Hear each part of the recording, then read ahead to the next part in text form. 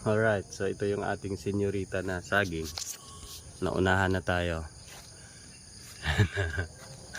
I guess you need to cut it na.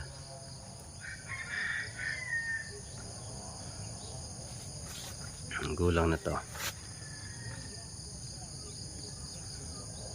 Okay, so we'll cut it.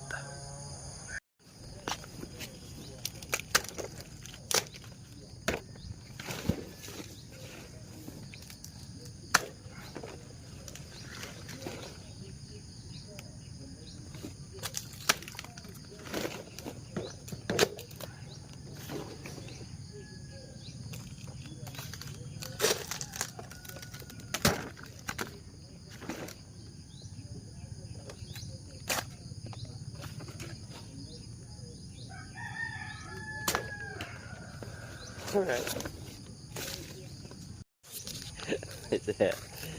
Umaga tayong blessing. Kaso naunahan na tayo. Ayan, nakuhanan na ng nakain na ng mabait yung kanyang may hinog ng dalawa to kahapon. So this is a sweet variety na maliliit na saging. Sarap siya. Matagal siya masira.